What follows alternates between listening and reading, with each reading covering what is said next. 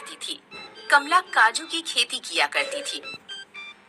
उसके खेतों का काजू पैक होकर देश विदेशों में जाया करता था। कमला का गांव में सबसे बड़ा घर था। धन संपत्ति होने के बावजूद कमला को अपने ऊपर कोई घमंड नहीं था। वह हर साल जाड़ों में गरीबों को कपड़े दान करती थी और समय समय पर गांव में भंडारा भी करवाती रहती थी। माँ, हम इतने अमीर कैसे हुए? क्या आपको कोई सोने का खजाना मिल गया था? नहीं बेटी, तुम्हारे पिताजी और तुम्हारे दादाजी बहुत मेहनती किसान थे। उन्होंने बहुत मेहनत से काजू की खेती करके धीरे धीरे धन संपत्ति अर्जित की थी। इसीलिए हमें अपनी संपत्ति पर घमंड नहीं करना चाहिए। माँ, हम हर साल इतना सारा खाना क्यों बांटते हैं? बेटा, धन इकट्ठा करने से ज्यादा संतुष्टि उसे दान करने में मिलती है। जब तुम बड़ी हो जाओगी तब यह बात खुद ही समझ जाओगी। कमला से जलने वालों की गांव में कमी नहीं थी। गांव में बनवारी नाम का एक किसान रहता था जो अपने खेत में गन्ना उगाता था।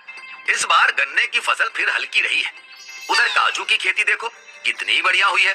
दोनों माँ बेटी पता नहीं इतने पैसों का क्या करती हैं। तुम उनसे ईर्ष्या क्यों करते हो? अभी परसों ही पूरे गांव में भंडारा करवाया था उन्होंने। कमला अच्छी इंसान है। ये दान दया सब दिखावा है। माँ बेटी ने बहुत धन छुपा कर रखा हुआ है। उधर कमला अपनी कार से घर लौट रही थी। सड़क पर एक गड्ढा था जिसमें पानी भरा हुआ था। कार का पहिया गड्ढे में चला गया और गंदे पानी के कुछ छींटे बनवारी पर गिर गए। कमला ने तुरंत कार रोकी और बनवारी से माफी मांगी। माफ करना बनवारी भैया, मेरा गड्ढे पर ध्यान ही नहीं गया था। कोई बात नहीं। कमला जब चली गई तो बनवारी अपने दोस्त से बोला, जब तक मैं इससे बदला नहीं ले लूंगा तब तक अपने कपड़ों से ये दाग नहीं मिटाऊंगा। ये क्या बक रहे हो? उसने तुमसे माफी मांग ली है, इस तरह नाराज? तुम चुप रहो और अपने घर जाओ। बनवारी नदी पार वीराने में रहने वाले एक तांत्रिक को जानता था। वह तांत्रिक काला जादू करता था। बनवारी तांत्रिक से बोला, मेरे गांव में कमला नाम की एक औरत रहती है। मुझे उसकी काजू की खेती बर्बाद करनी है। मेरा काला पानी ले जाओ। जिस खेत में छिड़क दोगे उसकी मिट्टी क्षारीय हो जाएगी और क्षार वाली मिट्टी में काजू नहीं उग पाता। बनवारी तांत्रिक का जल लेकर कमला के खेत में गया और उसने पूरे खेत में जल छिड़क दिया। अगले ही दिन तांत्रिक के जल का असर कम हुआ और काजू के पेड़ सूख कर काले हो गए।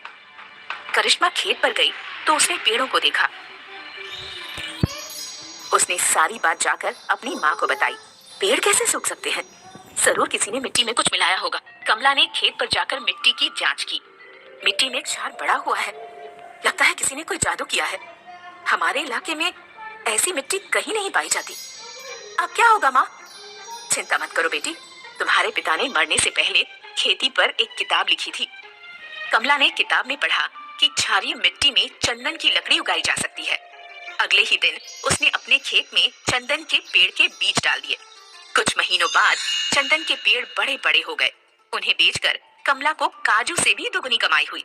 उसने गांव में भव्य भंडारा किया और गरीबों को जरूरत का सारा सामान बांटा। गांव के लोगों के बीच कमला की खूब वाहवाही हुई। गांव वालों के मुंह से कमला की तारीफ सुनकर बनवारी की आंखों में खून उतर आया। वह तुरंत गुस्से में तांत्रिक के पास पहुंचा और उसने तांत्रिक का गला पकड़ लिया। क्यों? तुमने तो कहा था कि तुम्हारी जल से कमला बर्बाद हो जाएगी, लेकिन वो तो और भी अमीर हो गई। मेरा गला छोड़ दो। मेरी कोई गलती नहीं है। तुमने काजू की खेती बर्बाद करानी चाहिए थी तो मैंने कर दी, लेकिन मुझे क्या पता था कि वो खेत में चंदन के पेड़ लगा देगी और अमीर हो जाएगी। मेरे पैसे वापस करो। तांत्रिक बनवारी के पैसे वापस करने से इनकार कर देता है। दोनों में लड़ाई हो जाती है।